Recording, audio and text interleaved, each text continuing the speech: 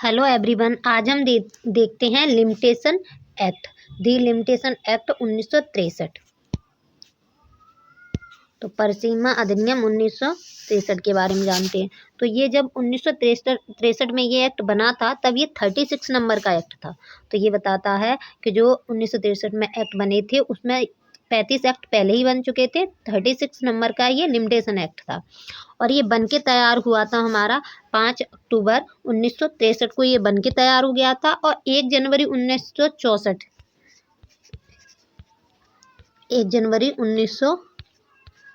को ये 1 जनवरी 1964 को ये लागू हो गया था। इसमें पार्ट 5 है। जो सेक्शन है वो सेक्शन है इसमें 32। तो हम एक एक करके देखते हैं इम्पोर्टेंट।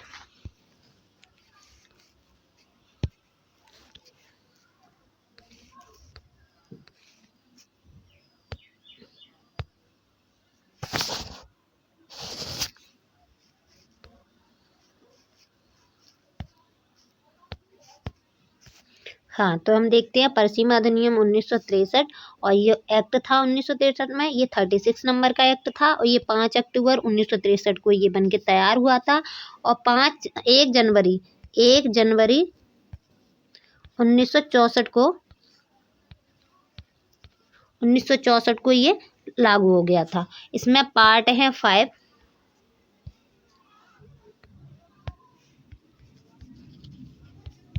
पार्ट 5 में और सेक्शन भी हैं 32। तो हम इम्पोर्टेंट सेक्शन देखते हैं और इसमें आगे देखते हैं क्या है। तो हम आ जाते हैं पार्ट फर्स्ट। इसमें सेक्शन देखते हैं हम पहला।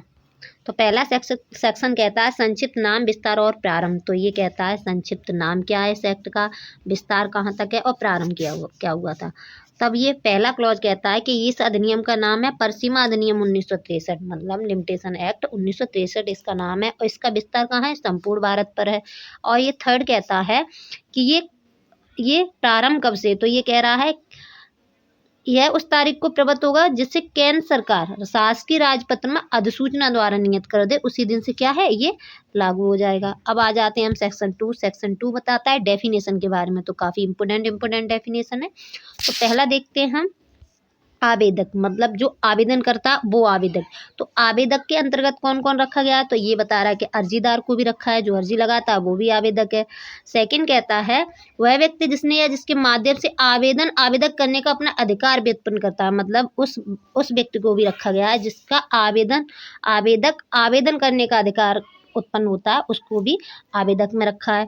थर्ड कहता है वह व्यक्ति जिसकी संपदा का प्रतिनिधित्व आवेदक द्वारा निष्पादक या प्रशासक या अन्य कोई प्रतिनिधि, मतलब कोई संपदा है जिसका कोई प्रतिनिधित्व कर रहा है, उसको भी आवेदक के तौर पर रखा गया है। ये कहता है 2 का ए।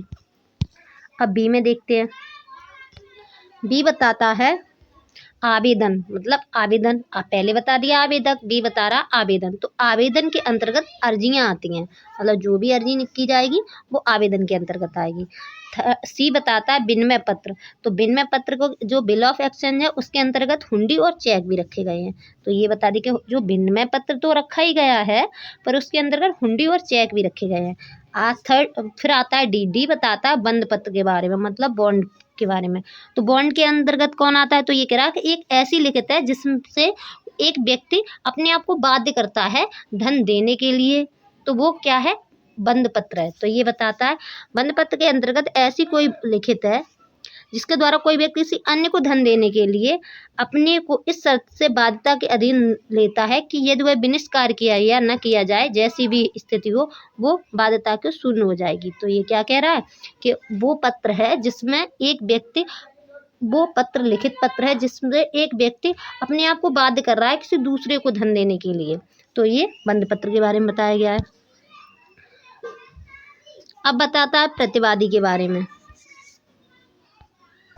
ये बता रहा है प्रतिवादी की बात के अंतर्गत क्या क्या आएगा। तो पहला बताता है वह व्यक्ति जिससे या जिसके माध्यम से प्रतिवादी यह दायित्व करता है कि उस वाद का लाया जा सके। जो वाद को ला सकता है वो क्या है, तो ये कह रहा है वह व्यक्ति जिससे या जिसके माध्यम से प्रतिवादी यह दायित्व उत्पन्न करता है कि उस पर वाद लाया जा सके, तो वो क्या है? प्रतिवादी है। अब सेकंड कह रहा है वह व्यक्ति जिसकी संपदा का प्रतिनिधित्व प्रतिवादी द्वारा, निष्पादक द्वारा, प्रशासक द्वारा, अन्य प्रतिनिधि के द्वारा किया जा रहा है, तो वो भी क्या है? प्रतिवादी के अंतर्गत आएगा। अब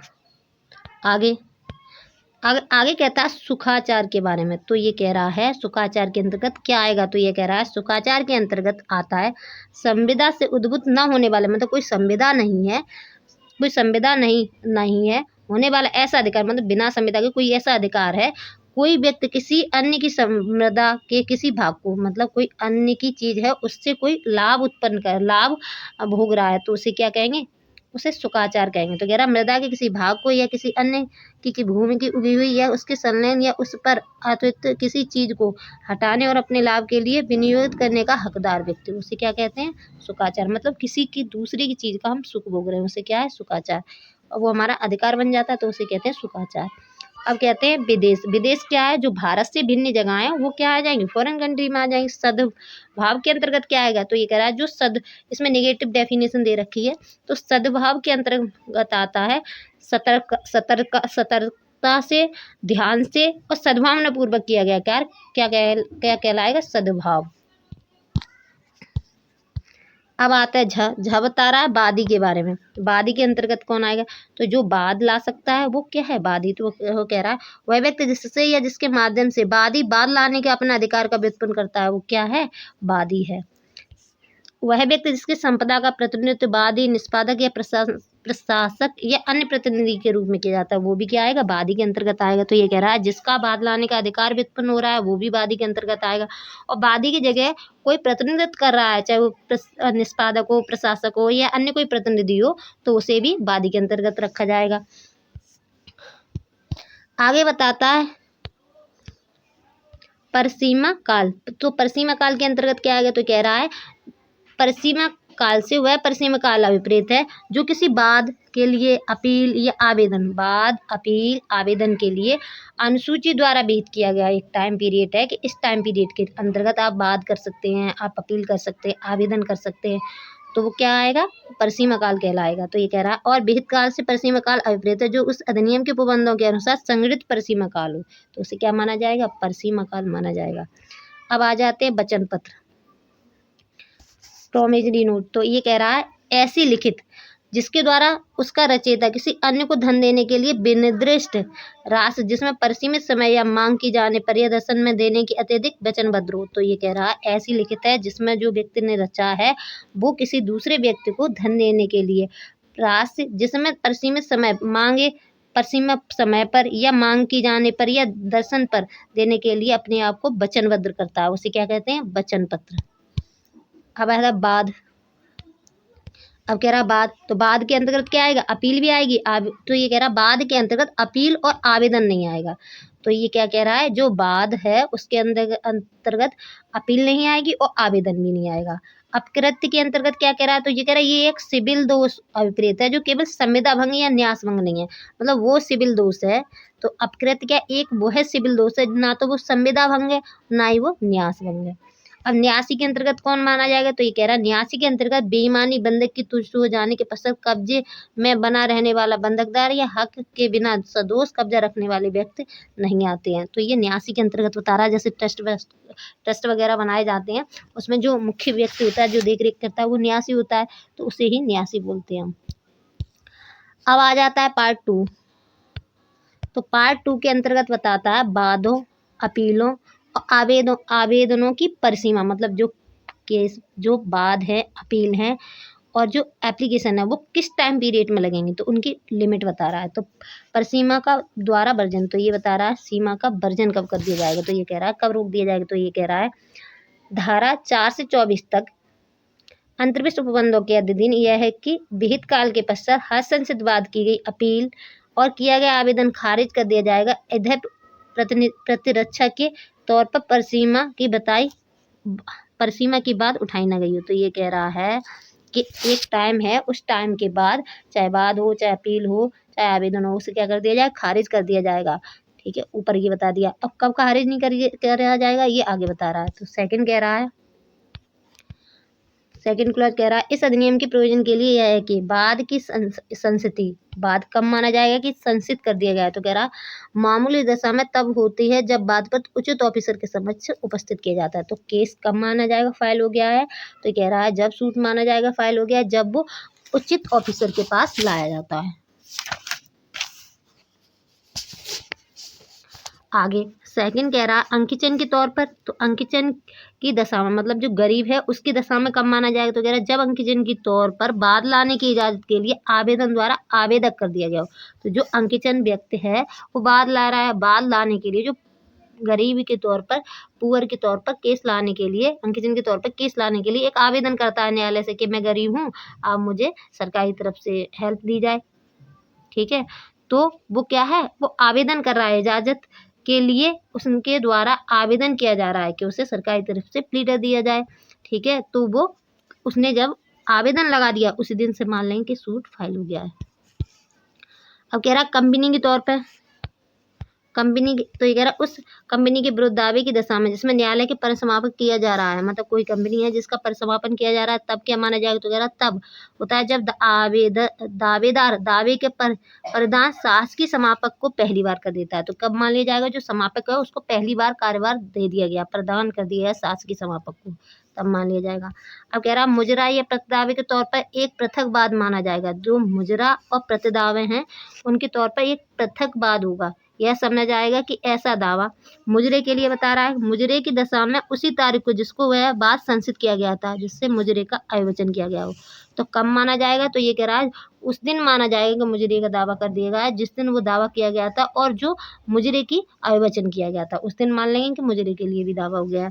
सेकंड कह रहा है प्रतिदावे की दशा में उस तारीख को जिसको न्यायालय में प्रतिदावा किया गया है, तब मानेंगे कि प्रतिदावे के लिए भी दावा हो गया है, संसित मान लिया जाएगा। अब आते आगे, आगे कह रहा उच्च न्यायालय में प्रस्तावना की सूचना द्वारा आवेदन तब होता है जब आवेदन उस न्यायालय के लिए उचित ऑफिसर के समक्ष उपस्थित होता है। तो हाई कोर्ट में कब माना जाएगा, जब उचित ऑफिसर के पास उपस्थित होगा।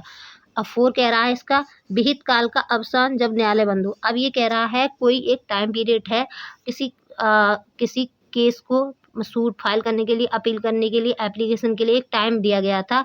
अब विहित काल का अवसान जब न्यायालय बंद हो। अब ये क्या कह रहा है, जब जो टाइम दिया था उसका लास्ट डे क्या है, वो न्यायालय बंद हो जाता है, तब हम केस कब फाइल करेंगे। तो ये कह रहा है उस दिन अगर केस बंद हो, उस दिन कोर्ट बंद है और उस दिन लास्ट डे है, तो आप कब कर सकेंगे, तो आप उस दिन कर सकेंगे जब नेक्स्ट डे कोर्ट खुलेगा। तो कह रहा है जहाँ की किसी बाद अपील या आवेदन के विहित काल का अवसान किसी ऐसे दिन होता है जिस दिन न्यायालय बंद हो, वहाँ उस दिन बाद संसित किया जा सकेगा, अपील की जा सकेगी या आवेदन किया जा सकेगा जिस दिन न्यायालय फिर खुलेगा। तो ये कह रहा है विहित काल का अवसान मतलब जो टाइम दिया था वो टाइम खत्म हो रहा है और जो लास्ट डे जिस दिन खत्म हुआ था उस दिन न्यायालय बंद है।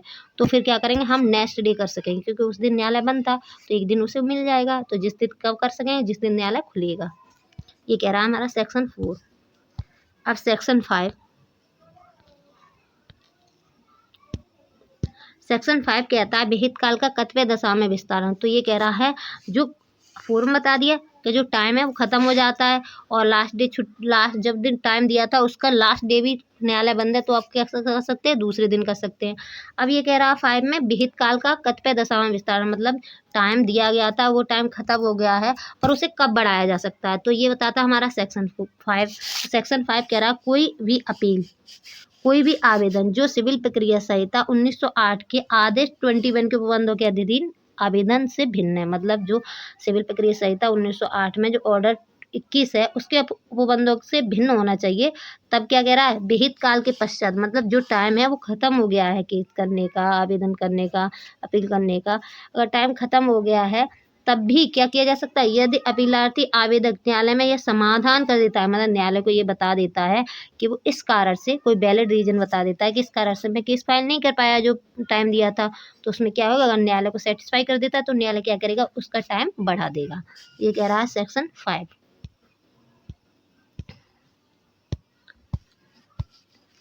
अब 6 बताता है निर्योग्यता के बारे में,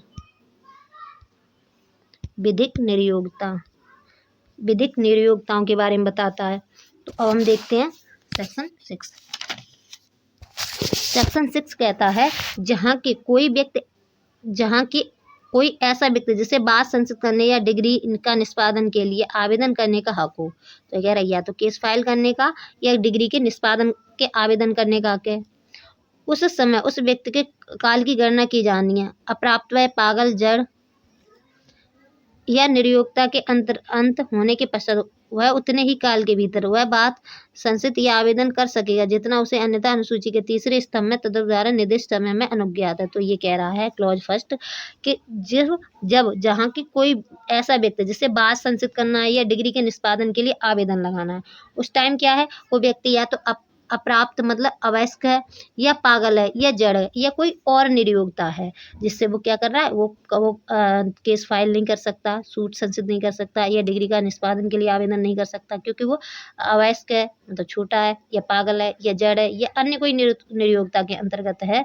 तो फिर क्या किया जाएगा, तो ये कह रहा है जब उसकी निर्योग्यताएं खत्म हो जाएंगी, मतलब छोटा जब अवयस्क है तो वयस्क हो जाएगा, पागल है तो ठीक हो जाएगा, जड़ है तो ठीक हो जाएगा, ये कोई निर्योग्यता है तो उस निर्योग्यता खत्म हो जाएगी, तब वो केस फाइल कर सकता है उतने टाइम में जितना टाइम उसे जो तीसरा शेड्यूल बताता है वो दिया गया, उस टाइम के अंतर्गत क्या कर सकेगा, वो केस फाइल कर सकेगा, डिग्री के निष्पादन के लिए आवेदन कर सकेगा। तो ये बता रहा है पहला क्लॉज। सेकंड बता रहा है जहाँ के ऐसा व्यक्ति उस समय जबकि विहित काल की गणना की जानी है, तो कह रहा है उस टाइम जब विहित काल की गणना की जा रही है ऐसी दो निर्योग्यताओं से ग्रस्त है, मतलब दो निर्योग्यताओं से ग्रस्त हो जाता है, अथवा जहाँ के वह अपनी निर्योग्यता का अंत होने से पूर्व किसी दूसरी निर्योग्यता के अंत आ जाता है, तो वह दोनों निर्योग्यता के अंत होने के पश्चात उतने ही काल के भीतर बात संचित या आवेदन कर सकेगा जितना अन्यथा उसे बिना समय से अनुज्ञात था। तो ये कह रहा है सेकंड क्लॉज कि अगर कोई व्यक्ति था जिसे क्या उसे जब उसे केस फाइल करना था या टाइम दिया गया था, उस टाइम से जब उसे दिया गया टाइम है उस टाइम में उसे केस फाइल करना था, उसमें क्या हुआ, वो निर्योग्यता के अधीन हो गया, मतलब कोई उसे बीमार पड़ गया, कोई बीमार हो गया और फिर बीमारी जिस दिन खत्म हुई उस दिन क्या हुआ, वो पागल हो गया, तो दो निर्योग्यताओं के अंतर्गत आ गया, तब वो क्या करेगा, कब केस फाइल कर सकेगा, तो ये कह रहा दोनों निर्योग्यताएं खत्म हो जाएंगी और तब वो केस फाइल करेगा, और टाइम कितना दिया जाएगा, जितना उसे पहले दिया जाता, जो पहले जब क्योंकि उसने वो तो निर्योग्यता के अंतर्गत था, जब वेदकाल की गणना करनी थी, जब टाइम की गणना करनी तब तो वो निर्योग्यता के अंतर्गत था, तो फिर क्या है, जब दोनों निर्योग्यता खत्म हो जाएंगी तब वो केस फाइल कर सकता है, उतना ही टाइम दिया जाएगा जितना वो नॉर्मल इंसान को दिया जाता है। ये कह रहा है हमारा सेकंड। थर्ड कह रहा है जहाँ की निर्योग्यता उस व्यक्ति की मृत्यु तक बनी रहती है वहाँ उसका विधिक प्रतिनिधि उसकी मृत्यु के पश्चात उतने ही काल के भीतर बात संचित आवेदन कर सके जितना वह अन्यथा बिना समय में अनुज्ञात था। अब ये थर्ड ये कह रहा है कोई व्यक्ति था जिसे केस फाइल करना था और ये आवेदन करना था, वो क्या है, वो निर्युक्त मतलब वो पागल हो गया, उसने केस फाइल नहीं कर पाया, हुआ क्या, वो पागल बना ही रहा तब तक उसकी मृत्यु हो गई, तो उसने केस फाइल नहीं कर पाया। अब क्या, उसके विधिक प्रतिनिधि जो उसका विधिक प्रतिनिधित्व करेंगे वो व्यक्ति क्या कर सकते हैं, वो केस फाइल कर सकेंगे और आवेदन लगा सकेंगे। उन्हें टाइम कितना दिया जाएगा, जितना उसे नॉर्मल व्यक्ति को जब वो ठीक होता उसे दिया जाता उतना टाइम इन्हें दिया जाएगा जो विधिक प्रतिनिधि हैं उन्हें। अब फोर ये कह रहा है जहाँ के उपधारा 3 में निर्दिष्ट विधिक प्रतिनिधि जिस व्यक्ति का प्रतिनिधित्व करता है उसकी मृत्यु की तारीख से ऐसी इसी निरुक्ता से ग्रस्त हो जाता है तो उपधारा 2 या 3 के नियम लागू होंगे। अब ये कह रहा है कोई व्यक्ति अब क्या, कोई व्यक्ति था उसने केस फाइल करना था तब उसकी मृत्यु हो गई, केस फाइल नहीं कर पाया, ठीक है, और उसका विधिक प्रतिनिधि आया, वो क्या हुआ, वो उस टाइम पागल हो गया, उसने भी केस फाइल नहीं कर पाया, तो कह रहा उसकी मृत्यु की तारीख से कोई ऐसी निरुक्ता से ग्रस्त हो जाता है तो फिर कौन से नियम लागू होंगे, तो कह रहा उपधारा 1 और 2 में दिए गए हैं वो नियम लागू होंगे, मतलब जब वो ठीक हो जाएगा तब वो केस फाइल कर सकता है। अब 5 कह रहा है क्लॉज जहाँ की निर्योग्यता के अधीन कोई व्यक्ति निर्योग्यता के अंत हो जाने के पश्चात, अब निर्योग्यता का क्या हुआ, अंत हो गया, किंतु उस काल के भीतर जो उसके लिए उस धारा में अधीन अनुज्ञात है मर जाए, वहाँ उसका विधिक प्रतिनिधि उसकी मृत्यु के पश्चात उसी काल के भीतर बात संचित कर या आवेदन कर सकेगा जितना उस व्यक्ति के अन्यथा उपलब्ध होता है यदि उसकी मृत्यु नहीं हुई होती। तो ये कह रहा कोई व्यक्ति क्या था, निर्योग्यता के अधीन था, तो कह रहा निर्योग्यता का अंत हो जाने के पश्चात किंतु उस काल के भीतर उसकी क्या हो जाती है, मर जाता है, तो फिर उसे कितना टाइम दिया जाएगा, तो ये कह रहा है जो उसका विधिक प्रतिनिधि होगा उसे उतना टाइम दिया जाएगा, उस व्यक्ति को दिया जाता अगर वो मरता नहीं, तो उस व्यक्ति जो रियल व्यक्ति था जिसे केस फाइल करना था वो मर गया, अगर वो मरता नहीं तो उसे टाइम जो दिया जाएगा वही विधिक प्रतिनिधि को दिया जाएगा। तो ये कह रहा है हमारा क्लॉज 5। अब आ जाते हैं हम सेक्शन 7। सेक्शन 7 कह रहा है कई व्यक्तियों में से एक की निरयोग्यता। तो ये कह रहा है 4 व्यक्ति हैं, 4 में से क्या हो जाता है, एक पागल हो जाता है, ये बीमार हो जाता है या कुछ भी हो जाता है, निरयोग्यता के अंतर्गत आ जाता है, तब क्या होगा। तो कह रहा है जहाँ की बात संचित करने या डिग्री का निष्पादन, या तो बात संचित करना है या डिग्री का निष्पादन करना है। आवेदन के लिए संयुक्त हकदार व्यक्तियों में से कोई एक किसी निरयोग्यता के अधीन हो और उसकी व्यक्ति की सहमति के बिना अनुमोचन किया जा सकता हो, वहाँ उन सबके विरुद्ध समय का चलना प्रारंभ हो जाएगा। किंतु जहाँ की ऐसा अनुमोचन न किया जा सकता हो तो वह उससे किसी के विरुद्ध तब तक समय का चलना प्रारंभ न होगा जब तक कि कोई एक अन्यों की सहमति के बिना ऐसा अनुमोचन देने के लिए समर्थ न हो जाए, इस निरयोग्यता का अंत न हो जाए। तो ये कह रहा है कई व्यक्ति मतलब 2-3 व्यक्ति हैं, उनमें से एक को निरयोग्यता हो गई, एक पागल हो गया। तो अगर 4 हैं, उनमें से एक निरयुक्त हो गया, तो अगर उस एक को छोड़कर अगर केस को निष्पादन कराया जा सकता हो या वाद संचित किया जा सकता हो तो कर सकते हैं। अगर उसकी बिना अनुमति के, उस जो निरयोग हो गया उसकी बिना सहमति के नहीं किया जा सकता तो फिर क्या करेंगे, समय रुक जाएगा। वो समय रुक जाएगा जब तक वो निरयुक्ता से निकल नहीं जाता। जब उसकी निरयुक्ता खत्म हो जाएगी तब वो सहमति दे देगा तो टाइम का चलना प्रारंभ हो जाएगा। अगर उसे छोड़कर अगर केस चलाया जा सकता हो, निष्पादन डिग्री का किया जा सकता हो तो फिर क्या उसके टाइम के उसके लिए तो रुक जाएगा और तीनों के लिए केस फाइल कर सकेंगे। ये बता रहा है हमारा 7।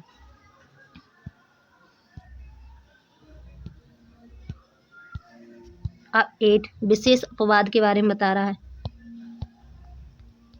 8 बता रहा है हमारा विशेष अपवाद के बारे में। तो 8 कह रहा है धारा 6 और 7, 1 मिनट। 8 कह रहा है धारा 6 और 7 की कोई बात सुपा अधिकार में प्रवृत्त कराने वाले वादों को नहीं लागू नहीं होती है और न किसी वाद आवेदन पर सीमा काल की निरयोग्यता के अंत से या उससे ग्रस्त व्यक्ति की मृत्यु से 3 वर्ष से अधिक विस्तारित करने वाली नहीं समझी जाएगी। तो सेक्शन 8 हमारा ये कह रहा है जो हकसुबा वाले अधिकार हैं उनको पहले से ही दे रखा है कि 3 साल का ही टाइम दिया जाएगा, उससे ज़्यादा टाइम नहीं दिया जाएगा, चाहे कोई निरयोग्यता हो जाए या मृत्यु हो जाए या कुछ भी हो जाए। बस विशेष अपवाद है ये 6 और 7 का, क्योंकि ये कह रहा है कि 8 ये कह रहा है अगर हकसुपा अधिकार से संबंधित अगर कोई केस फाइल करना है, कोई आवेदन करना है तो फिर कोई बात करना है तो फिर वो 3 साल का टाइम दिया गया, उस 3 साल में ही करना होगा।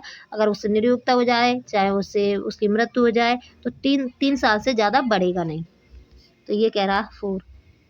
8 अब आ जाते हैं 9 कह रहा है समय का निरंतर चलते रहना। तो ये कह रहा है जहाँ की एक बार समय का चलना प्रारंभ हो गया वहाँ बात संचित करने के बाद या आवेदन करने की किसी भी पाक्षिक निरयोग्यता या अयोग्यता से रुकेगा नहीं। तो ये कह रहा है अगर एक बार टाइम चलना प्रारंभ हो गया, चाहे बात संचित करने या आवेदन करने की सीमा भी पाक्षिक निरयोग्यता या अयोग्यता से रोकेगी नहीं। एक बार टाइम चलना प्रारंभ हो गया तो वो चलता ही रहेगा। ये कह रहा है 9। 10 कह रहा है न्यासियों के बारे में। तो ये कह रहा है न्यासियों तथा उनके प्रतिनिधियों के विरुद्ध वाद। तो ये कह रहा है जो ट्रस्ट के जो ट्रस्टी होते हैं और उनके प्रतिनिधियों के विरुद्ध वाद के बारे में कह रहा है।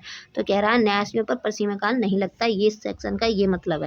तो ये कह रहा है इस अधिनियम के पूर्वगामी उपबंधों में अंतरिक्ष किसी बात के होते हुए भी किसी ऐसे व्यक्ति के विरुद्ध जिसने संपत्ति के विनिष्ट प्रयोजन के लिए न्यास निहित हुई हो अथवा उसके विधिक प्रतिनिधियों में समन्वयित के विरुद्ध जो मूल्यवान प्रतिफलात समन्वयित न हो उसके या उनके हस्तगत ऐसी संपत्ति या उसके आगमों या पीछा करने के प्रयोजन से या उस संपत्ति के या उनके आगमों के लेखा के लिए कोई बात कितना भी समय बीत जाने के कारण वर्जित नहीं होगा। तो ये क्या कह रहा है, ये कह रहा है कि जो न्यासियों से या तथा उनके प्रतिनिधियों के विरुद्ध वाद है तो चाहे कितना भी टाइम बीत जाए उन पर केस किया जा सकता है, केस से बच नहीं सकते। ठीक है, केस किया जा सकता है, आवेदन किया जा सकता है क्योंकि न्यासियों पर परिसीमा काल नहीं लगता है। ये कह रहा है सेक्शन हमारा 10। तो आगे की सेक्शन हम आगे की वीडियो में देखेंगे। Thank you.